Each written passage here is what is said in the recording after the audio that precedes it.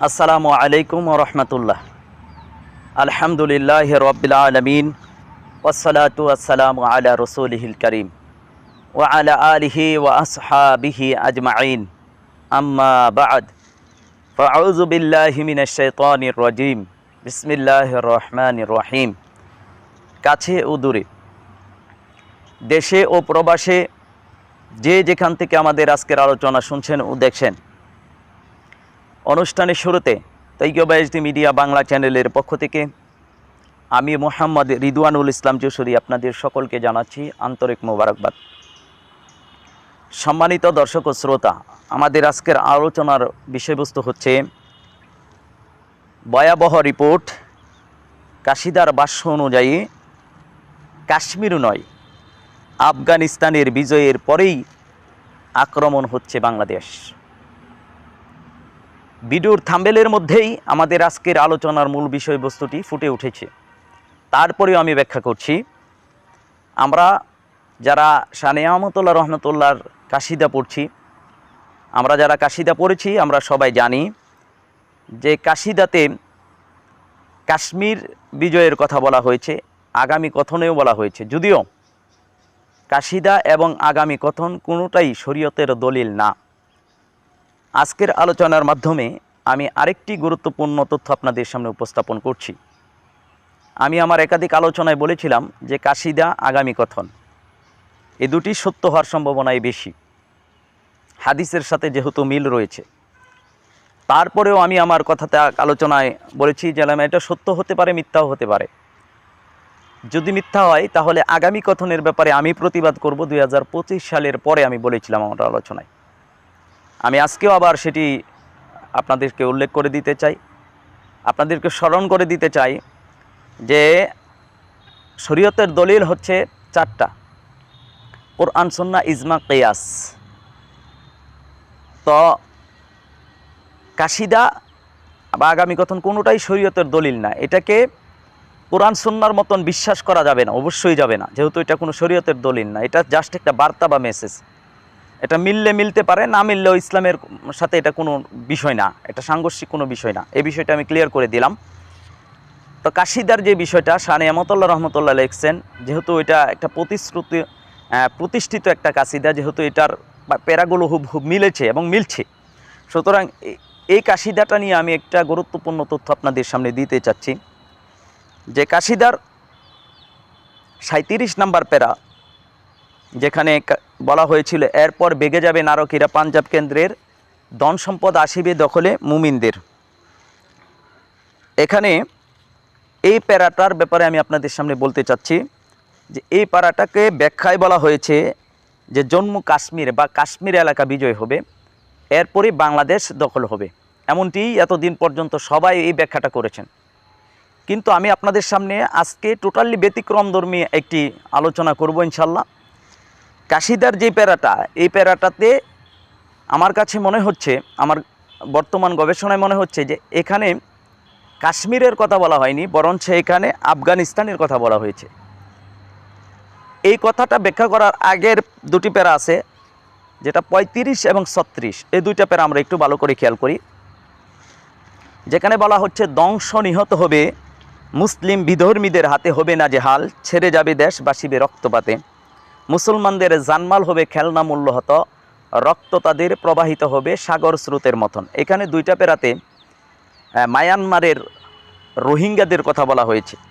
ধ্বংস নিহত হবে মুসলিম বিধর্মীদের হাতে, এখানে মুসলিম শব্দটা ব্যবহার করা হয়েছে।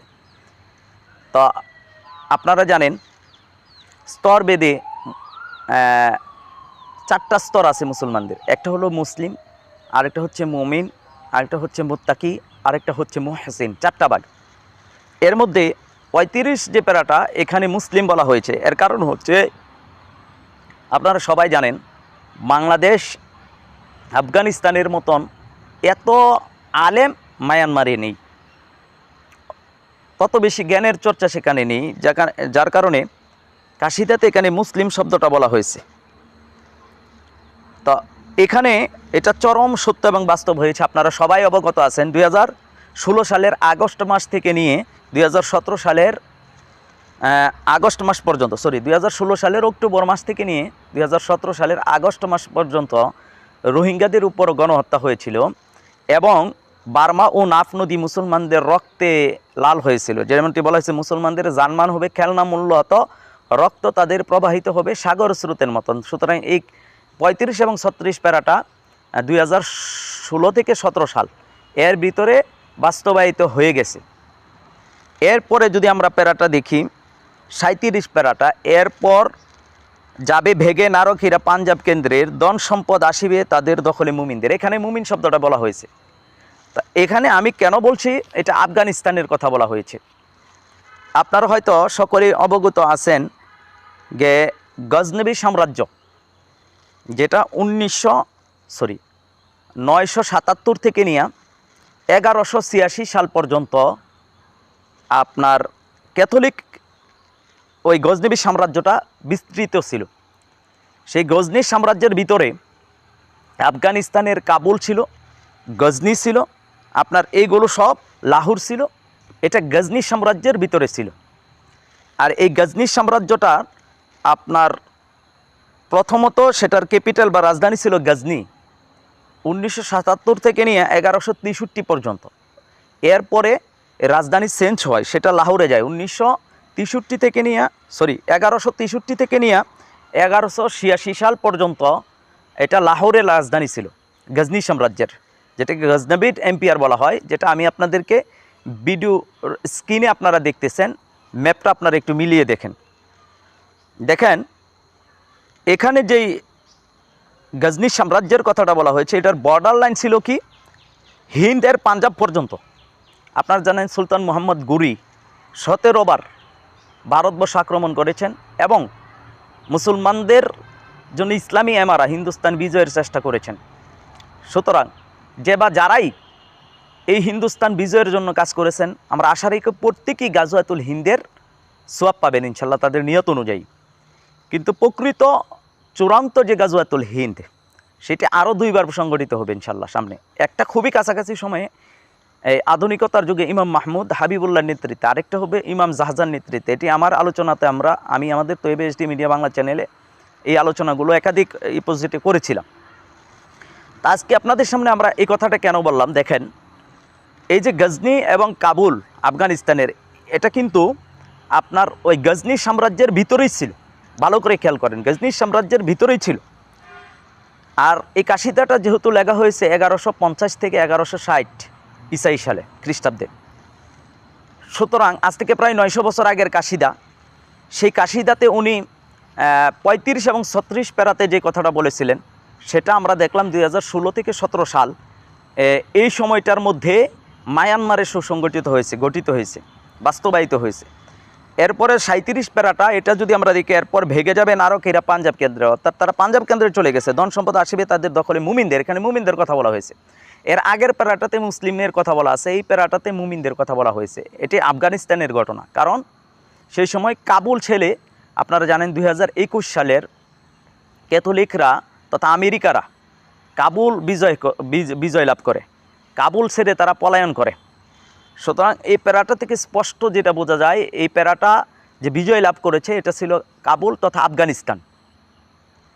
তা আমরা যারা এখনও কাশ্মীর বিজয়ের দিকে তাকায় আছি, যে কাশ্মীর বিজয় হওয়ার পরে আগামী গঠনে যে বলা হয়েছে 2 বছর পরে আপনার বাংলাদেশ, 2 বছরের ভিতরে বাংলাদেশ দখল হবে। তো এটা ব্যাখ্যায় ভুল হতে পারে, মানুষ যেহেতু ব্যাখ্যায় ভুল হতে পারে।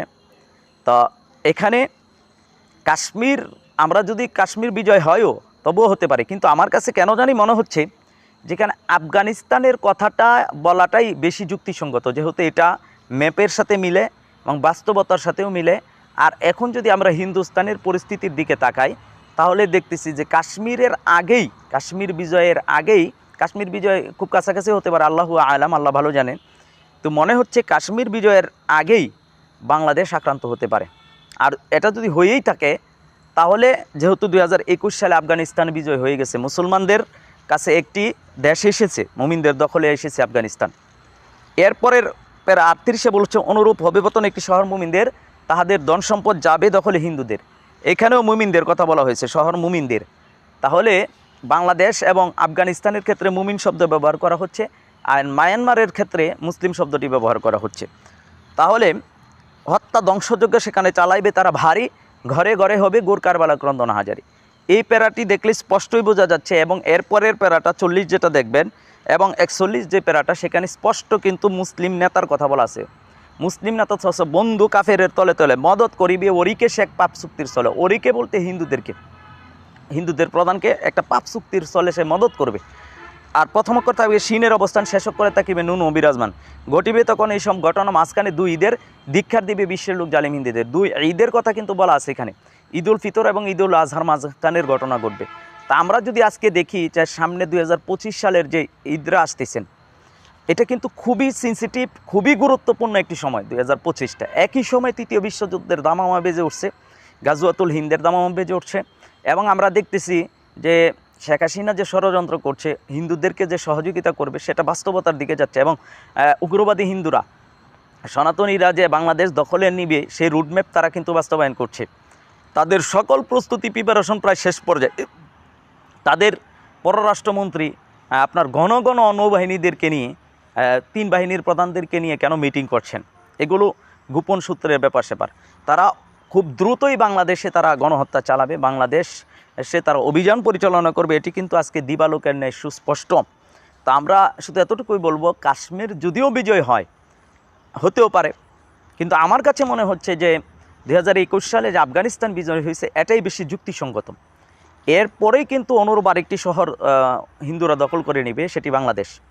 আর সেটি এর একেবারে দ্বারপ্রান্তে আসছি, অর্থাৎ যদি 2025 ফেব্রুয়ারি 2025 সালের ফেব্রুয়ারি, মার্চ, এপ্রিল এই সময়টা খুবই গুরুত্বপূর্ণ।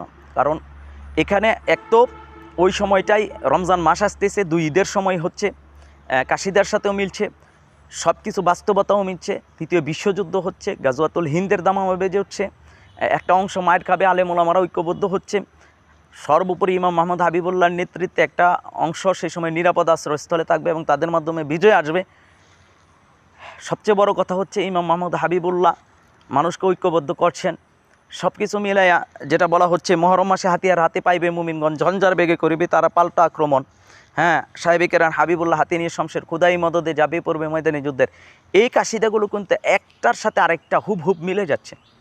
তা আজকের আলোচনার মাধ্যমে আমরা আপনাদেরকে শুধু এতটুকুই বলবো, যদি এটাই হয়ে থাকে তাহলে 2025 সালের সময়টা খুবই সেন্সিটিভ একটা সময়, খুবই গুরুত্বপূর্ণ একটি সময়। আমরা বলছি না এই কাশিদাটাও 100 সত্য হতে পারে, কিন্তু পরিস্থিতি বাস্তবতার সাথে মিলে যাচ্ছে, ঘটনা সেদিকেই যাচ্ছে।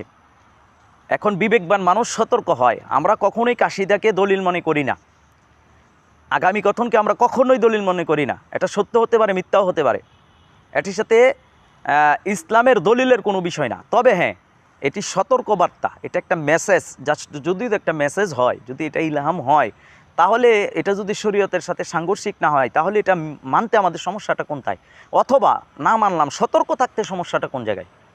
এজন্য জ্ঞানী যারা তারা অবশ্যই সতর্ক থাকেন। আমার আলোচনা শেষ পর্যায়ে শুধু এতটুকু কথাই বলবো, আপনারা জানেন যে ইউসুফ আলাইহিস সালাম কিন্তু স্বপ্নের মাধ্যমে ওনার জাতিকে সতর্ক করছিলেন। 7 বছরের দুর্ভিক্ষের যে বিষয়টা, বুদ্ধিমানেরা কিন্তু সতর্ক ছিলেন, অহংকারীরা দাম্মিকেরা তারা সতর্ক ছিলেন না, তারাই ক্ষতিগ্রস্ত হয়েছে। এখনও যারা সতর্ক হচ্ছেন না তারা কিন্তু বড় ধরনের ক্ষতির সম্মুখীন হয়ে যাবেন। এজন্য আমি বলবো সময় কম, হাবিবুল্লাহ ইমাম মাহমুদ হাবিবুল্লাহ ঐক্যবদ্ধ হওয়ার জন্য আমাদেরকে আহ্বান করছেন। পরিস্থিতি খুবই নাজুক পরিস্থিতির দিকে যাচ্ছে, দিন যতই গড়াচ্ছে, সময় যতই গড়াচ্ছে, ততই পরিস্থিতি উত্তপ্ত থেকে উত্তপ্ত হচ্ছে। এজন্য আমরা আমাদের অবস্থান থেকে আসুন সর্বোচ্চ পর্যায়ের সতর্কতা অবলম্বন করি। ঘুমিয়ে থাকার কোনো সুযোগ নয়। এমনিতেই আমরা যখন এই সতর্কবার্তাগুলো ইউটিউবে আলোচনা করি, আমাদের এইগুলো বেশি যাতে ভিউ না হয়, এজন্য আমাদের রেস্ট্রিকশন কমায় দেওয়া হয় চ্যানেলের। এরপরও আমরা কিন্তু উগ্রবাদ প্রচার করছি না, আমরা কিন্তু জাস্ট মানুষকে সতর্ক হওয়ার জন্য বলছি। আমরা বরাবর বলছি ইমাম মোহাম্মদ হাবিবুল্লাহ প্রথমে আক্রমণ করার পক্ষে না, উনি আক্রান্ত হওয়ার পরে প্রতিরক্ষামূলক কী ব্যবস্থা নিতে হবে সেটার কথা বলেন। সুতরাং যারা আমাদেরকে উগ্রবাদী ট্যাগ লাগাচ্ছেন, আপনারা বড় ধরনের ভুল করছেন। আমরা জাতিকে সতর্ক করছি আসন্ন বিপদ থেকে, আমরা জাতিকে সতর্ক করছি নিজেদের জানমাল রক্ষার জন্য। সুতরাং উগ্রবাদের সাথে আমাদের কোনো সম্পর্ক নাই।